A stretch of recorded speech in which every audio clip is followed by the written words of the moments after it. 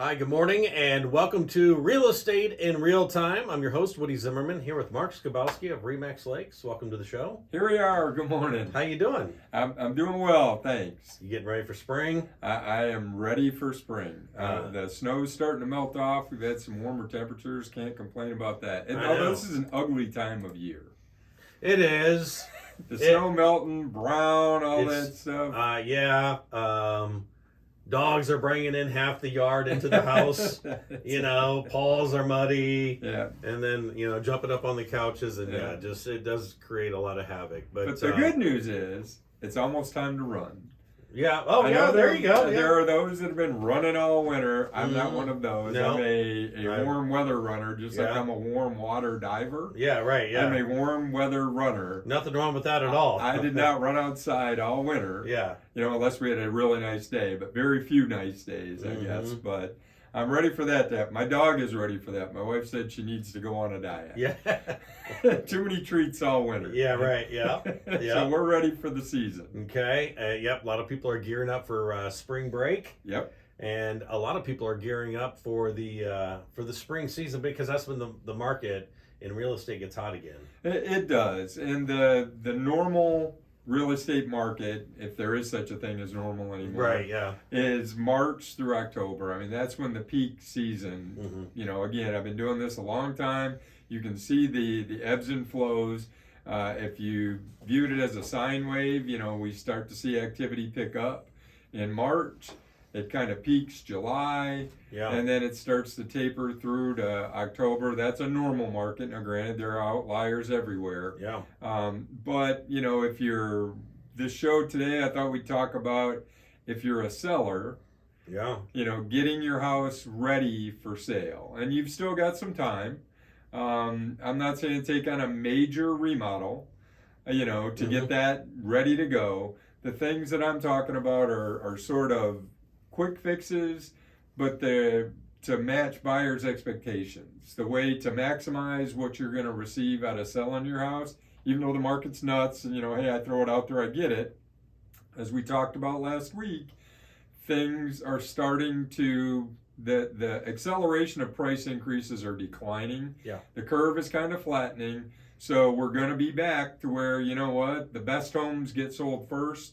Those that aren't as nice are going to be out there a little bit longer. I think that's a prediction for me, but it's just the norm. No, we can see it because we are experiencing inflation like we haven't seen in a couple of decades. I mean, it's been a long time since we've had inflation like this, and that's going to slow things down. It's not that it's a bad time to buy or sell because it actually still is a good time. It still is a good time to be buying. Interest rates are going to go up this year. Just prepare yourself for that. So sellers, that's going to impact buyers' affordability. Yeah. And it goes back to all the things that we talk about, the conservative Hoosier stuff we talk about. Don't try to take advantage, you can't price at the peak, sell it as fast as you can when there's other competition out there. I mean, and I get it, people have been taking advantage of the market and good for them.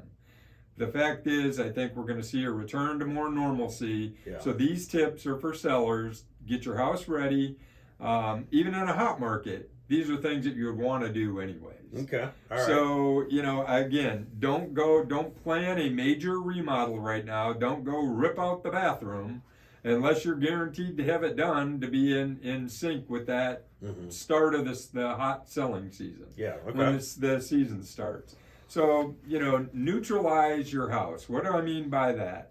If you have the I love me wall, I love my kids wall, and I'm not saying take down all of your pictures, but if in the focal point of your house is your great room or family room or living room, whatever you want to call it, and you have a entire wall of nothing but photographs on there, buyers can't get past when they walk in. They sit there looking at the pictures, they're not looking at the house. Yeah.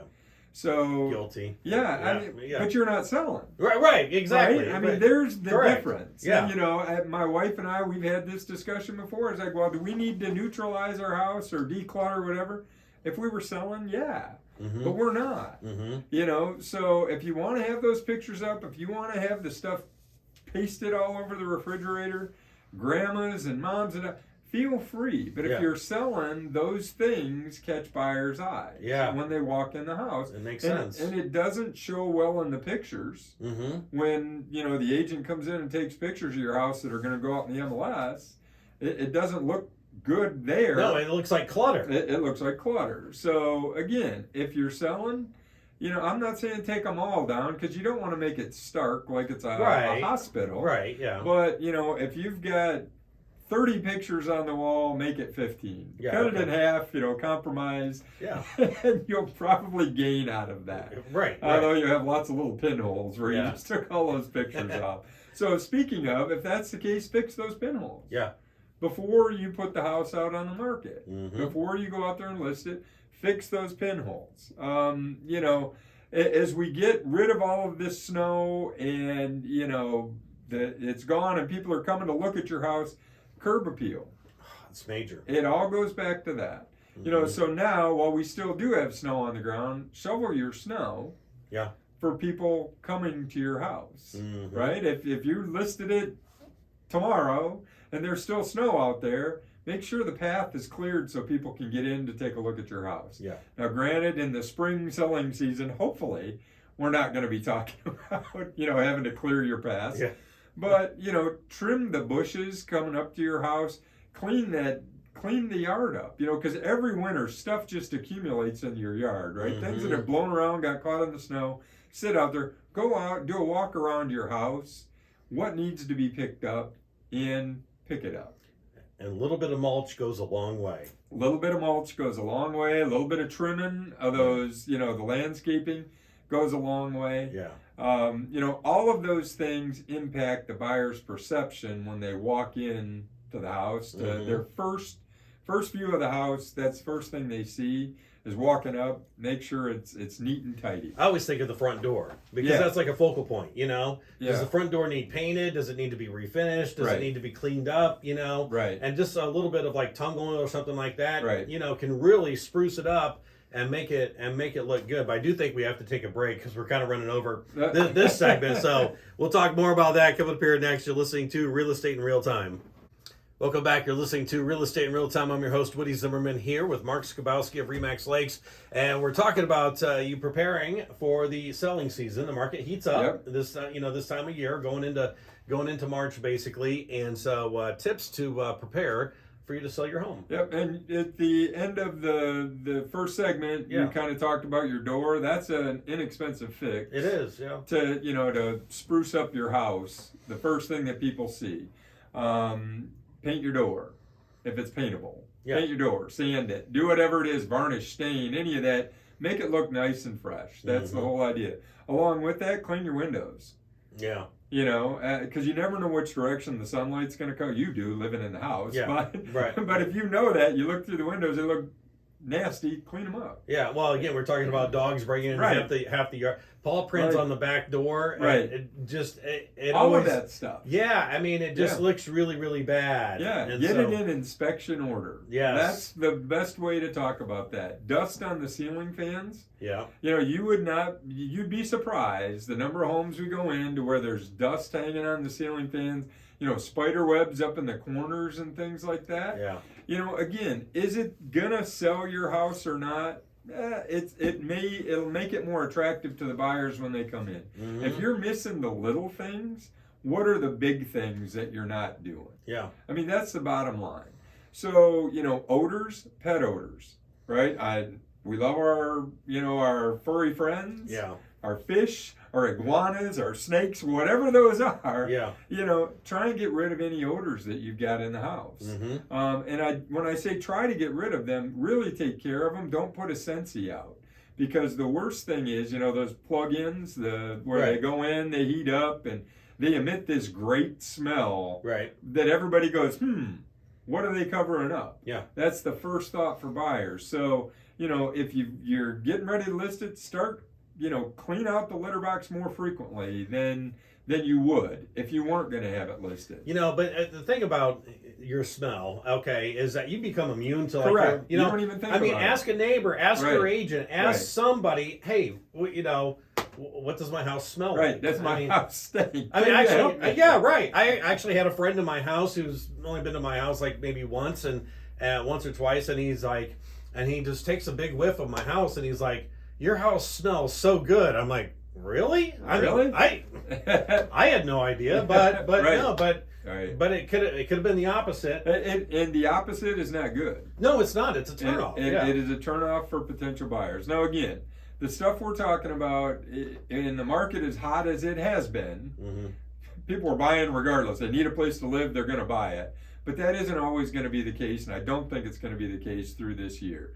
These tips are going to, even in a hot market, it's going to reflect better upon you and your property and ultimately generate a higher price for you than if a buyer thinks there's something they need to fix. Basic stuff like ripped window screens, right? I've lived in my house now 22 years. There are things that I know are there that need to be done. I've got a rip on a screen porch screen.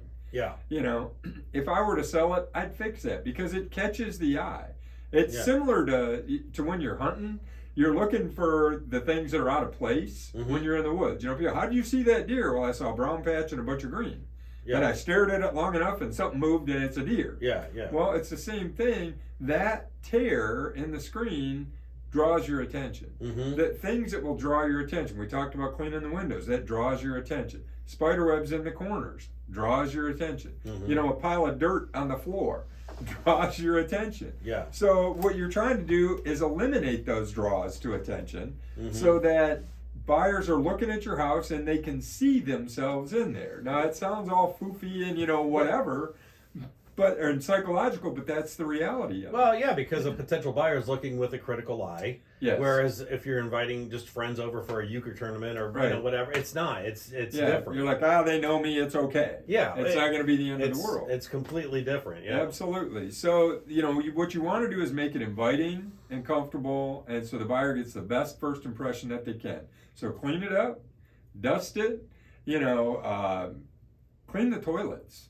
You'd be surprised. Some of the stuff we walk into and you see, it's crazy. Mm-hmm. Empty the trash cans. Mm-hmm. Before showings, empty the trash cans. Yeah. There could be the source of an odor. Mm-hmm. You just never know those things.